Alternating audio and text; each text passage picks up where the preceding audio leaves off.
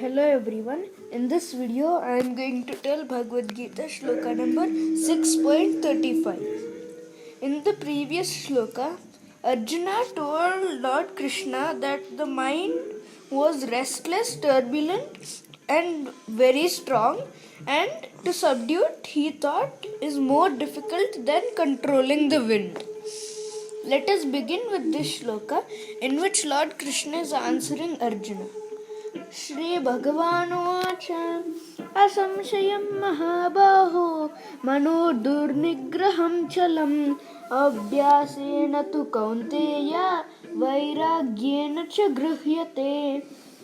The meaning: Shri Bhagavan Uvacha, the Supreme Personality of Godhead said, Asamshayam, undoubtedly, Mahabaho, O mighty armed one, Manah, the mind, Durnigraham, difficult to curb, Chalam, flickering, Abhyasena, by practice, Tu, but, Kaunteya, O son of Kunti, Vairagyena, by detachment, Cha, also, Gruhyate, can be so controlled.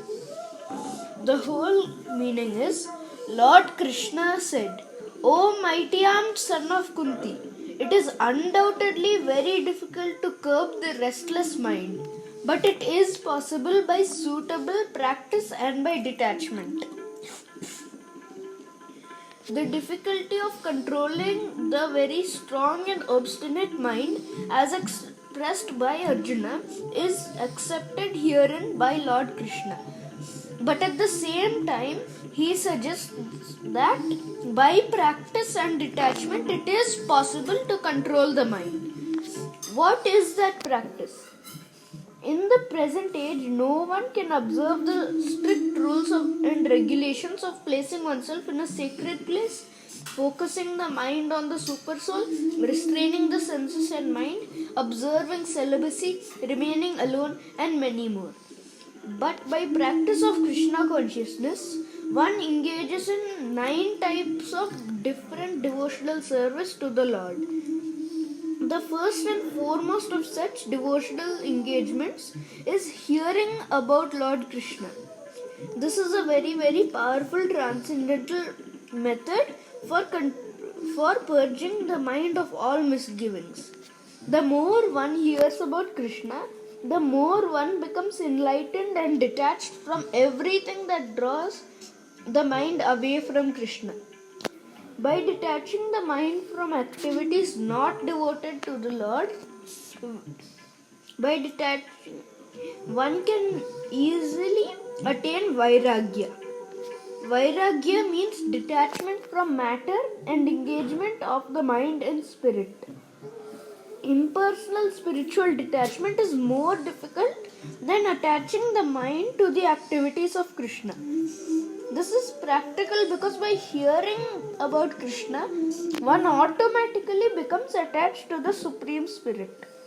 This attachment is called Pareshanubhava, meaning spiritual satisfaction.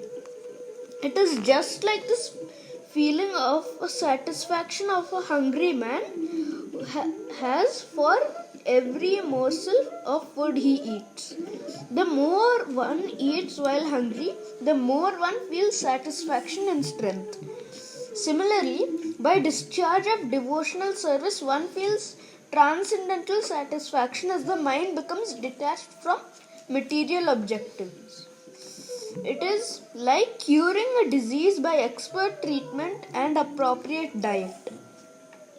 Hearing of the transcendental activities of Krishna is therefore the expert treatment for the mad mind, and eating the foodstuff offered to Krishna is the appropriate diet for the suffering patient entangled in the material world. This treatment is the process of Krishna consciousness, and it helps us get free from the material world. Thank you for watching, and I will tell the next shloka in the next video.